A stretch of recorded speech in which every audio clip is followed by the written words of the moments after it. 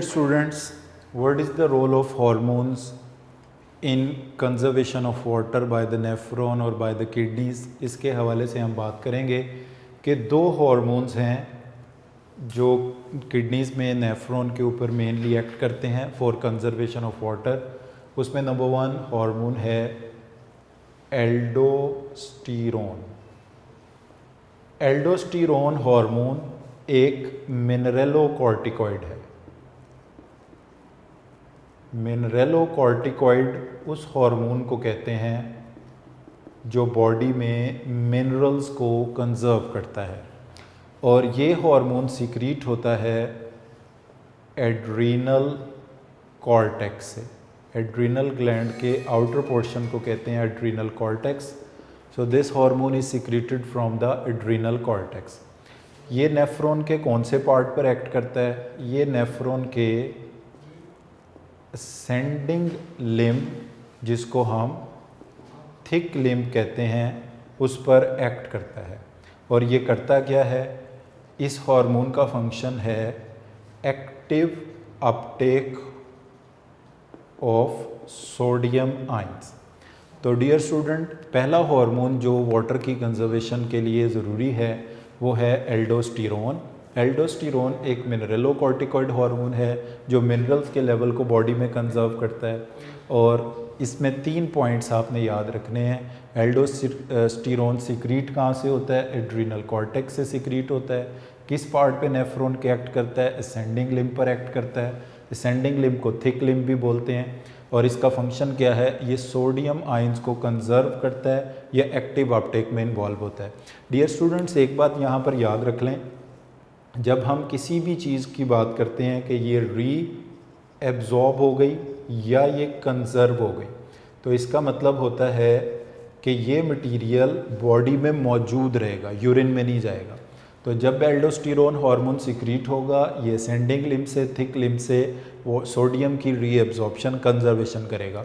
ये सोडियम को यूरिन में जाने नहीं देगा। कंजर्वेशन कह दें या री एब्जॉर्प्शन कह दें, एक ही बात है। सेकेंड हार्मोन, उसको हम कहते हैं ADH। ADH का फुल नेम है एंटी डाईयूरेटिक हार्मोन।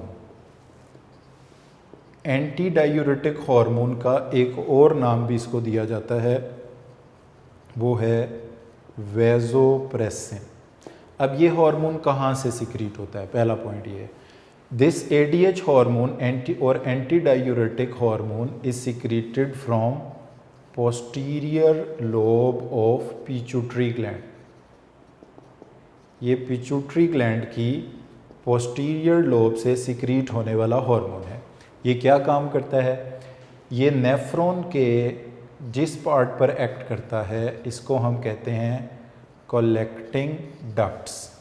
यूरिन को कलेक्ट करने वाली डक्ट्स के ऊपर ये एक्ट करता है, और यहाँ से ये क्या करता है? एक्टिव री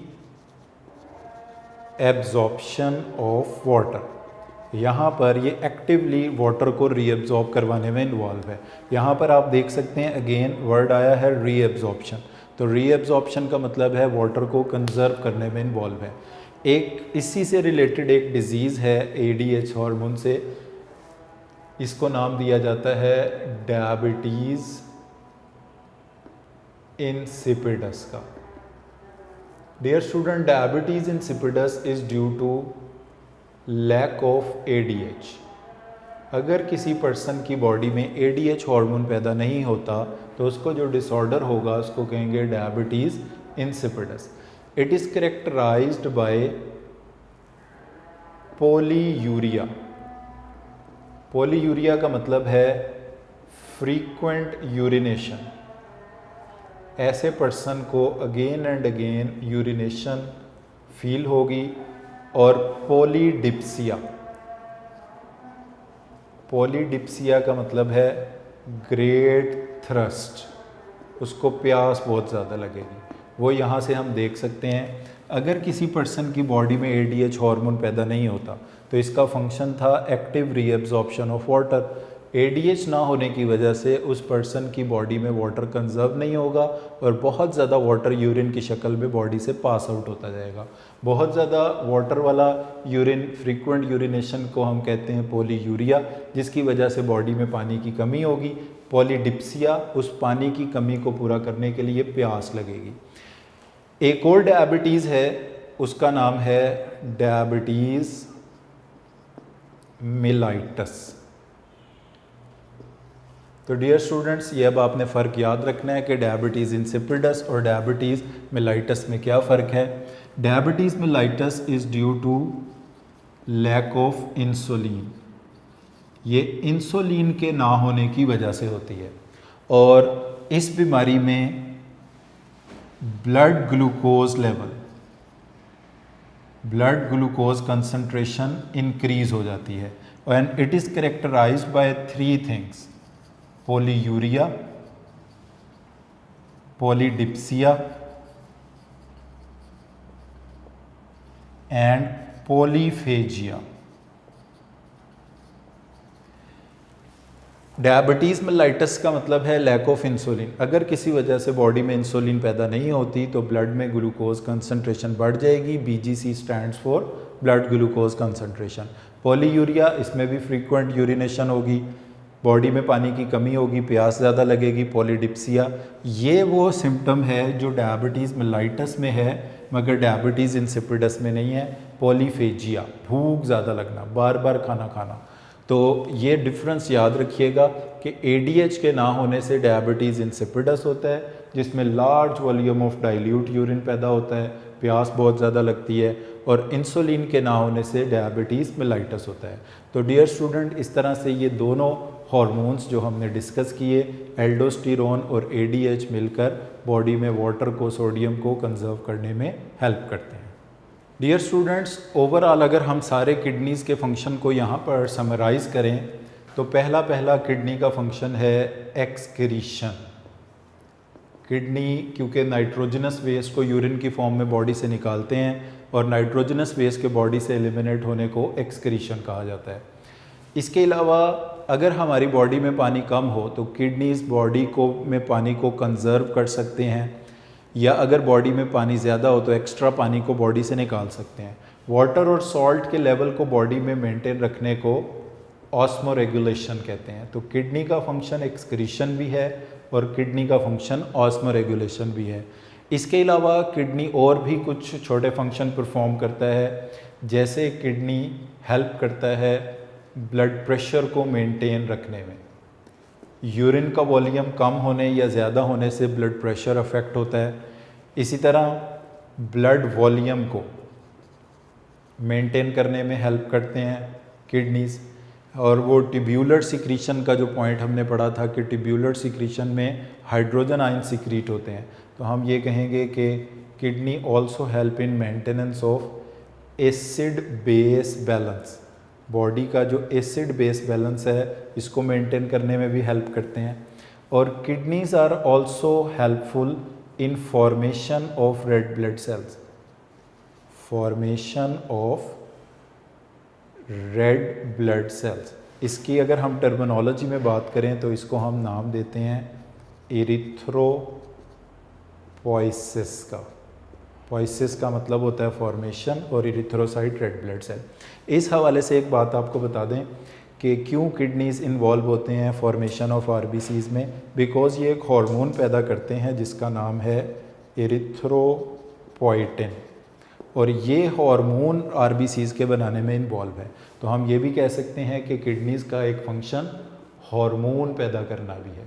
क्या किडनीज़ एंडोक्राइन काम करते हैं? वो भी करते हैं, और उस हार्मोन का नाम क्या है? इरिथ्रोपोइटिन उसका नाम है। तो डियर स्टूडेंट, एक्सक्रीशन भी किडनी का फंक्शन है, ऑस्मोरेगुलेशन भी फंक्शन है, ब्लड प्रेशर की मेंटेनेंस, ब्लड वॉल्यूम की maintenance, acid base balance, formation of blood cell जिसके लिए टर्म होगी इरिथ्रोपोइसिस, और हार्मोन जो सिक्रीट होता है उसका नाम इरिथ्रोपोइटिन। हार्मोन सिक्रीट करने वाले ऑर्गन्स को एंडोक्राइन ऑर्गन्स का या पार्ट्स का हम नाम देते हैं। तो ये सारे वो किडनीज़ के फंक्शन हैं जो हमने मुख्तलिफ़ जगहों पर पढ़े और उनको यहाँ पर हमने समराइज़ कर लिया इस हवाले से। डियर स्टूडेंट्स, हम पढ़ चुके हैं कि किडनीज़ के फंक्शन, नेफ्रॉन का फंक्शन या स्टेप्स ऑफ यूरिन फॉर्मेशन 3 हैं। उसमें पहला स्टेप है फिल्ट्रेशन। फिल्ट्रेशन में हम कहते हैं कि मटेरियल्स मूव करते हैं फ्रॉम ब्लड टू फिल्ट्रेट, और फिल्ट्रेट मौजूद होता है नेफ्रॉन में। और इसमें ये भी हम पढ़ चुके हैं कि ब्लड सेल्स और लार्ज प्रोटीन्स फ़िल्टर नहीं होते, और ये प्रोसेस होता है रीनल कार्पसल पर, जो कि ग्लोमेरुलस और बोमेन कैप्सूल का कलेक्टिव नेम है। दूसरा स्टेप यूरिन फॉर्मेशन का है रीएब्जॉर्प्शन।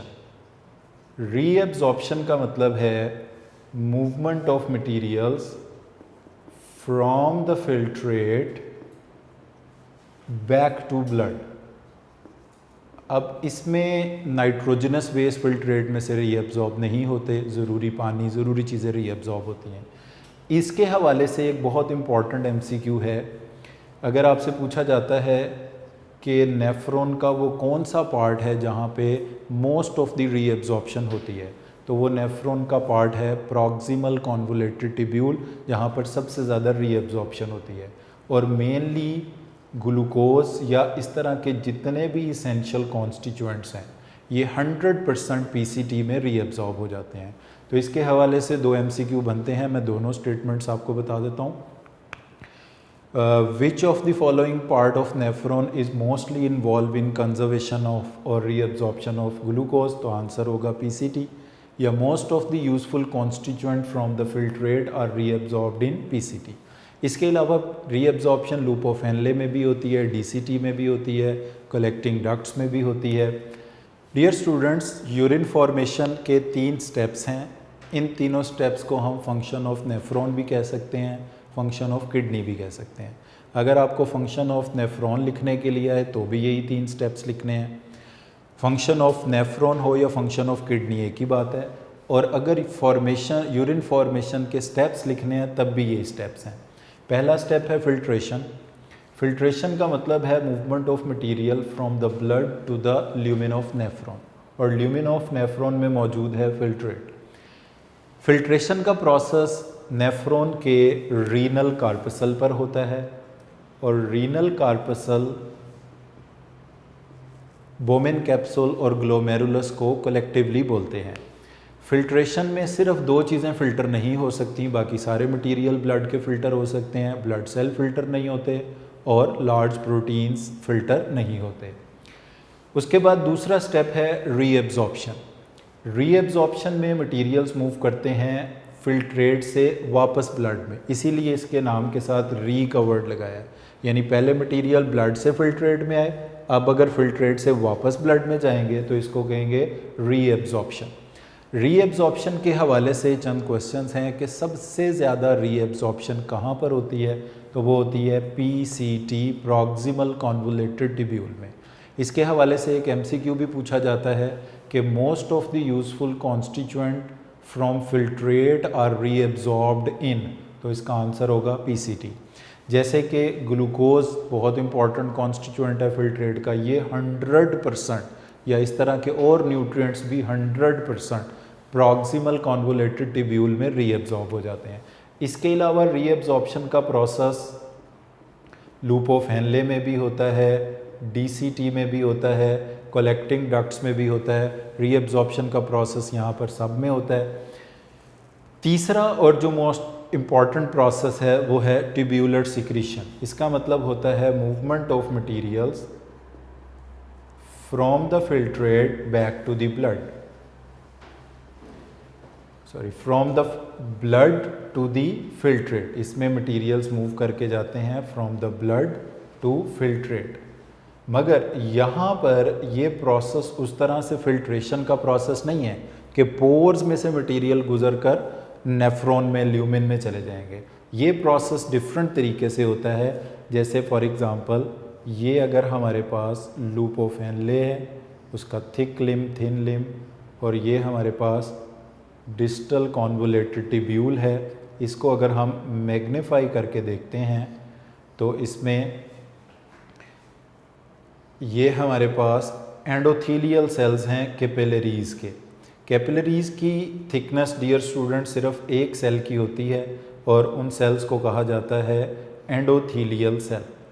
ये हमारे पास एक कैपिलरी है और कैपिलरी में मौजूद है ब्लड। इसके बाहर नेफ्रॉन की ट्यूब्स के सेल्स हैं, जैसे डिस्टल कॉन्वोलेटेड ट्यूब्यूल्स के सेल्स हैं, और इस ल्यूमेन ऑफ नेफ्रॉन में मौजूद जो मटेरियल है इसको हम कहते हैं फिल्ट्रेट। ये ल्यूमेन ऑफ नेफ्रॉन है और ये कैपिलरी है ब्लड। अब यहाँ से अगर हाइड्रोजन आयंस ब्लड से मूव करके पहले आए एंडोथीलियल सेल में, एंडोथीलियल सेल से रीनल ट्यूब्यूल के सेल में, और वहाँ से ये फिल्ट्रेट में ऐड हो जाए, तो आप देख सकते हैं कि ये हाइड्रोजन आयन किसी पोर्स से गुजर कर नहीं आए। ये पहले एंडोथीलियल सेल ऑफ कैपिलरी में आए हैं, वहाँ से रीनल ट्यूब्यूल के सेल में आए हैं, और वहाँ से ये फिल्टर नहीं हुए, ये सिक्रीट हुए हैं into the lumen of nephron.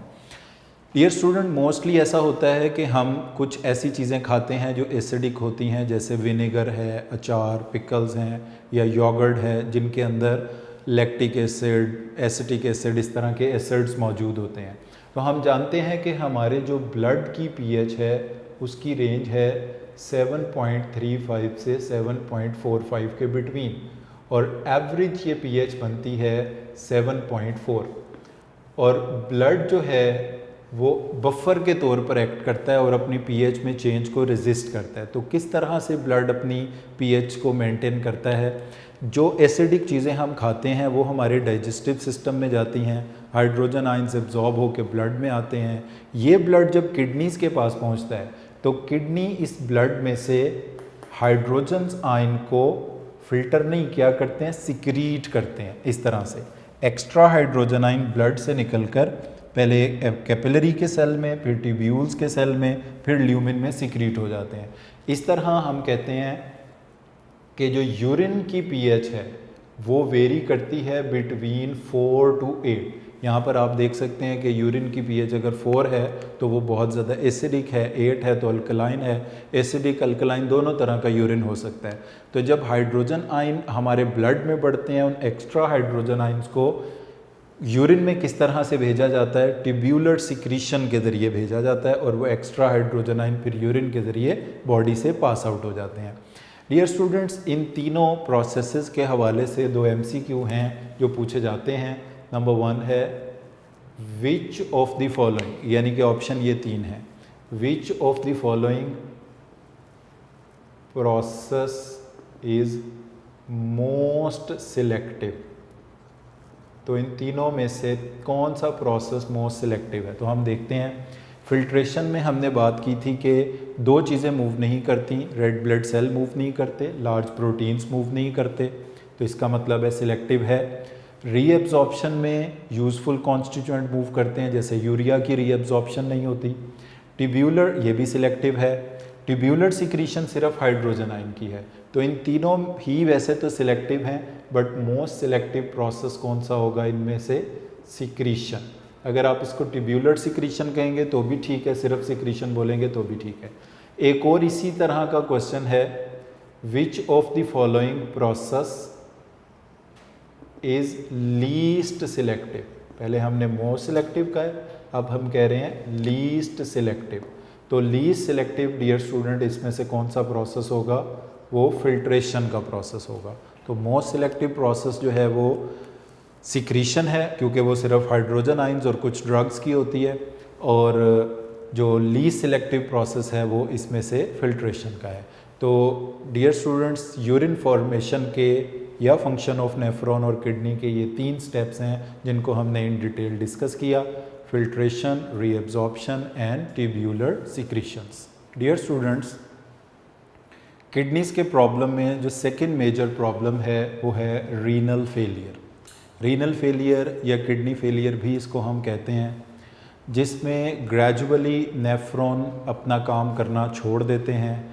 जब कम्प्लीटली सारे के सारे नेफ्रॉन ही डैमेज हो जाएं, वो अपना काम करना छोड़ दें, तो इस कंडीशन को हम कहते हैं रीनल फेलियर या ग्लोमेरुलर रीनल फेलियर या किडनी फेलियर इसको कहते हैं। डियर स्टूडेंट्स, यहाँ पर एक क्वेश्चन पूछा जाता है कि रीनल फेलियर में किडनी का कौन सा पार्ट पार्टिकुलरली डैमेज होता है। तो glomerular part of kidney, glomerular part of kidney specifically kidney failure में डैमेज होता है। उसकी वजह यह है कि सबसे इम्पॉर्टेंट प्रोसेस जो यूरिन फॉर्मेशन का है वो है अल्ट्रा फिल्ट्रेशन, प्रेशर फिल्ट्रेशन, जो कि रीनल कार्पसल पर होता है और रीनल कार्पसल ग्लोमेरुलस और बोमेन कैप्सूल से मिलकर बना होता है। तो अगर किडनी का ग्लोमेरुलर पार्ट डैमेज हो जाएगा तो सारा यूरिन फॉर्मेशन का प्रोसेस जो होगा वो डिस्टर्ब होगा, और जैसे जैसे ये नेफ्रॉन ज़्यादा से ज़्यादा जब सारे ही किडनी के नेफ्रॉन्स डैमेज हो जाएं तो इस कंडीशन को हम कहते हैं किडनी फेलियर या रीनल फेलियर का नाम देते हैं। इसकी कॉजेज़ में पैथोलॉजिकल कॉजेज़ भी होती हैं।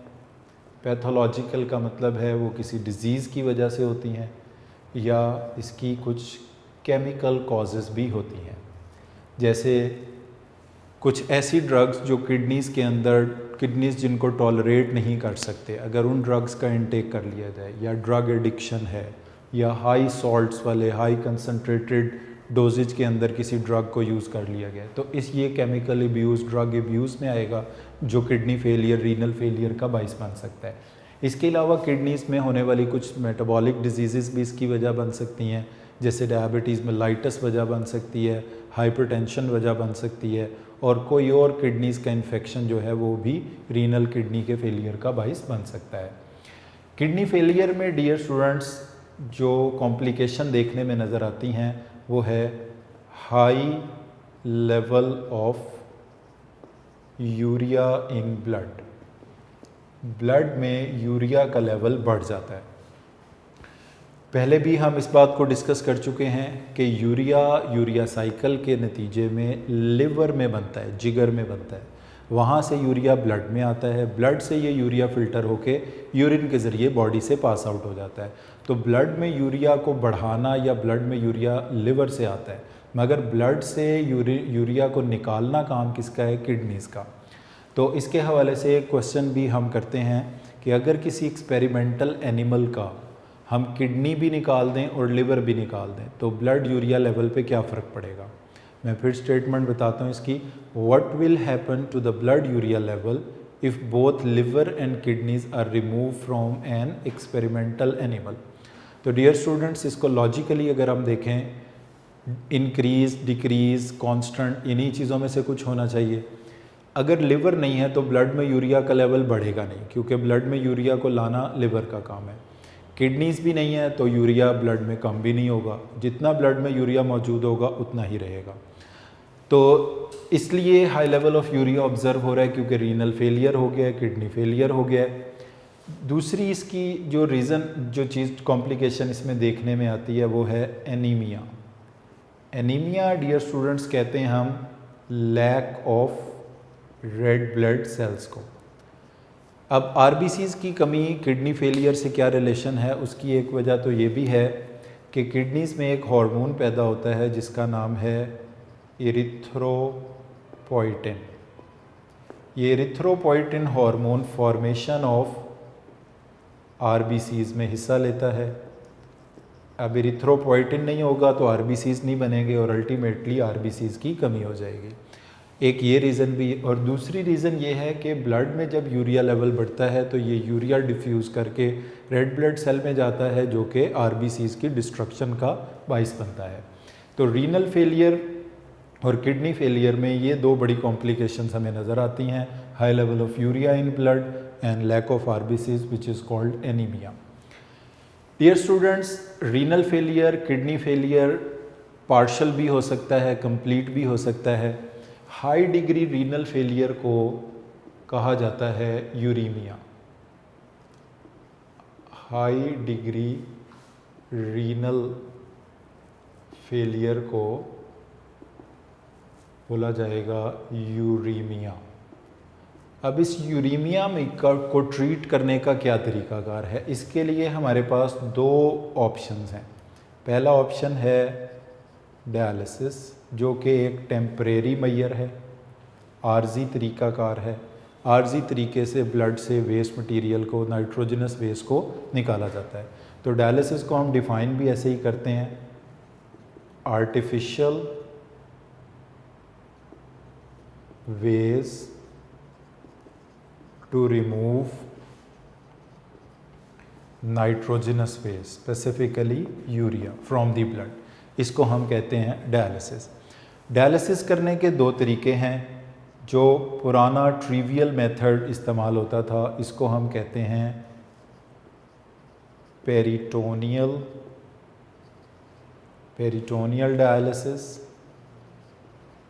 पेरिटोनियल डायलिसिस का ही अदर नेम है बॉडी कैविटी डायलिसिस।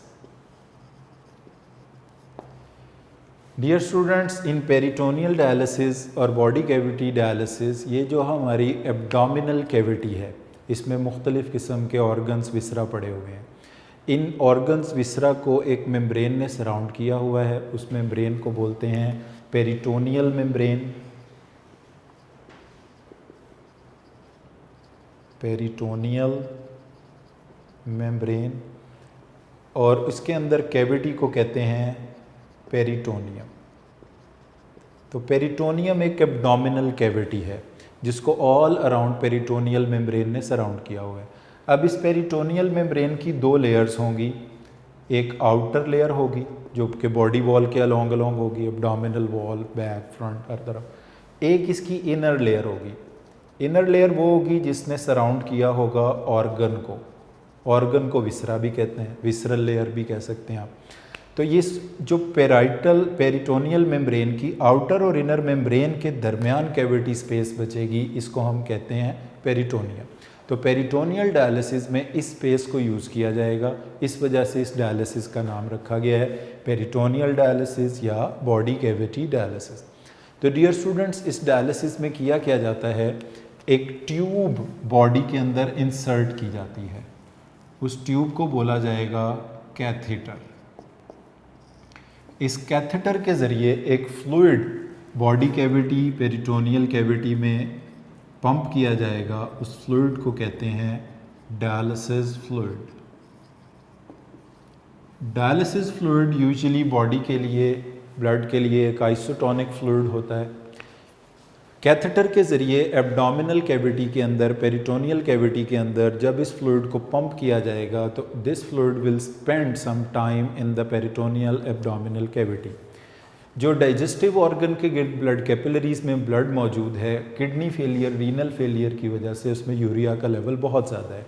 वो यूरिया कैपिलरीज की वॉल से डिफ्यूज़ करके डायलिसिस फ्लूइड में इकट्ठा होता जाएगा। तो हम देखेंगे कि कुछ वक्त के बाद डायलिसिस फ्लूइड में तो यूरिया का लेवल बढ़ रहा है, मगर on the other hand blood में यूरिया का लेवल कम हो रहा है। इस कंज्यूम डायलिसिस फ्लूइड को अनदर ओपनिंग के ज़रिए बॉडी कैविटी से निकाल दिया जाएगा और फिर मज़ीद फ्रेश डायलिसिस फ्लूइड जो है वो कैथेटर के ज़रिए बॉडी कैविटी में पंप कर दिया जाएगा। अगेन एंड अगेन जब ये प्रोसीजर किया जाएगा तो किसी हद तक बॉडी के अंदर, ब्लड के अंदर यूरिया के लेवल में कमी आएगी और यूरिया के बढ़ने से जो कॉम्प्लिकेशंस पैदा हो रही थी उन्हें ठीक करने में मदद मिलेगी। तो डियर स्टूडेंट्स, यहाँ पर एक MCQ का क्वेश्चन है जो अक्सर पूछा जाता है, the tube which is use to pump dialysis fluid in the body is known as. तो यहाँ पर आप देख सकते हैं कि उस ट्यूब को क्या बोला जाता है, कैथेटर इसको बोला जाता है। और बॉडी कैविटी डायलिसिस में जो बॉडी कैविटी यूज़ होती है वो कौन सी बॉडी कैविटी है, वो पेरिटोनियल कैविटी है। इसी को एब्डोमिनल कैविटी कहते हैं। ये पेरिटोनियल मेम्ब्रेन की आउटर और इनर लेयर के इन बिटवीन होती है, जो कि बॉडी वॉल और विसरा को सराउंड करने वाली मेम्ब्रेन्स हैं। ये तरीका डियर स्टूडेंट्स एक ट्रिवियल मेथड में आ गया है। अब ये तरीका बहुत कम इस्तेमाल होता है या होता ही नहीं है। इसकी जगह एक मॉडर्न मेथड ने ले ली है जिसको हम कहते हैं हीमोडायलिसिस या आर्टीरियल डायलिसिस, या जिस मशीन को आर्टिफिशियल किडनी भी कहा जा सकता है। तो डायलिसिस की एक type body cavity peritoneal dialysis और दूसरी टाइप है इसकी हीमोडायलिसिस, जिसका अदर नेम आर्टीरियल डायलिसिस भी है। डियर स्टूडेंट्स, डायलिसिस की जो दूसरी मेजर टाइप है वो है आर्टीरियल डायलिसिस। हीमोडायलिसिस भी इसे कहते हैं। हीम का मीनिंग है ब्लड और डायलिसिस का मीनिंग है क्लीनिंग। तो इस हीमोडायलिसिस का लफ्ज़ी मतलब क्या होगा? क्लीनिंग ऑफ ब्लड, ब्लड को क्लीन करना, साफ करना, पर्टिकुलरली नाइट्रोजनस बेस से। एक नाम तो इसका हीमोडायलिसिस हो गया। दूसरा नाम इसको आर्टीरियल डायलिसिस क्यों कहा जाता है?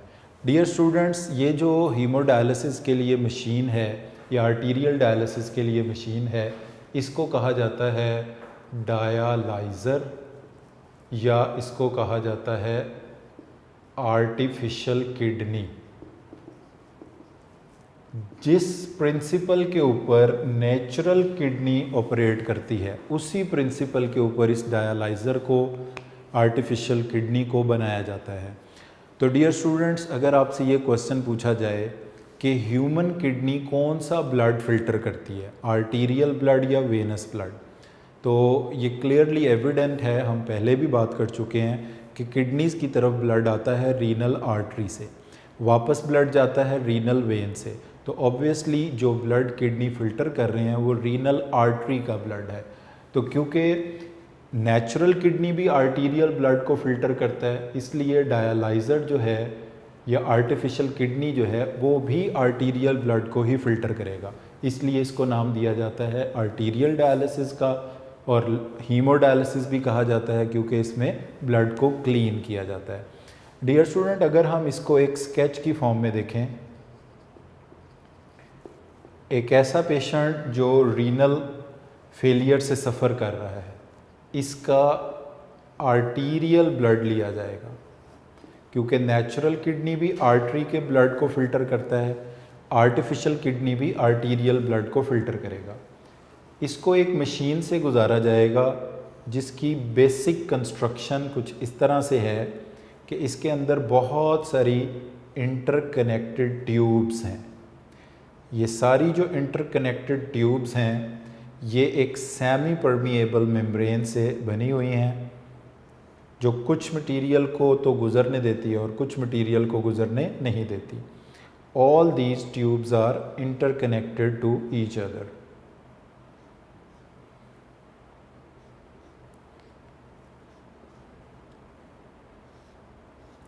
डियर स्टूडेंट्स, आर्टीरियल ब्लड को जब पंप किया जाएगा इन ट्यूब्स के अंदर, तो इन ट्यूब्स से होता हुआ वो ब्लड जब इस डायलिसिस मशीन से गुजर कर बाहर आएगा तो एक ट्यूब जिसको हम नाम देते हैं शंट का, इसके ज़रिए इस ब्लड को पेशेंट की वेन्स में यानी वेनस ब्लड में रिटर्न कर दिया जाएगा।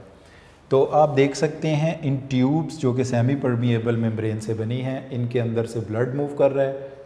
इन ट्यूब्स के आउटसाइड में एक फ्लूइड पंप किया जाएगा जिसको कहा जाता है डायलिसिस फ्लूइड।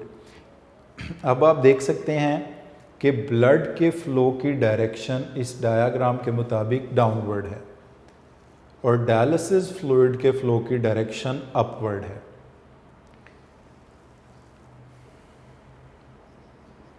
डायलिसिस फ्लूइड जो अपवर्ड डायरेक्शन में इकट्ठा किया जाएगा, ये कंज्यूम हो जाएगा तो इसको एक वेस्ट वेसल के अंदर कलेक्ट करते चले जाएंगे।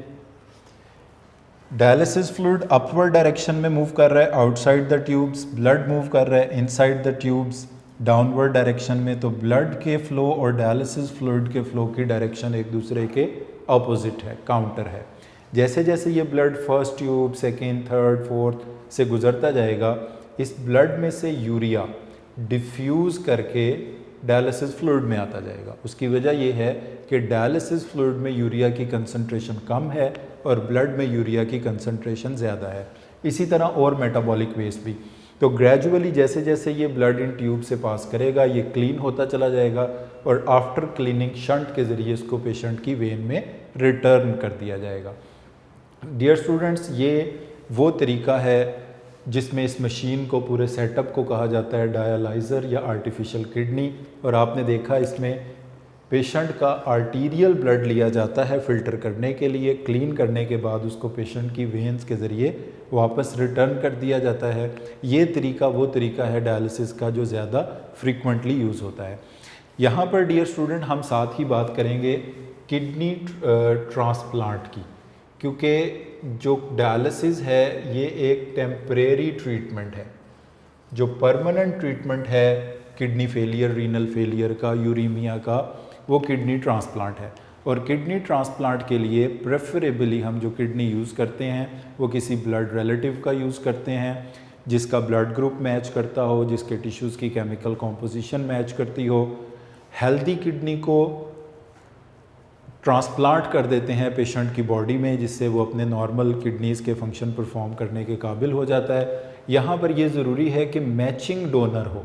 मैचिंग डोनर वो होता है जिसके ब्लड ग्रुप रिसिपिएंट के साथ मैच करे और साथ साथ उसके केमिकल कॉम्पोजिशन भी टिश्यूज़ की मैच करे।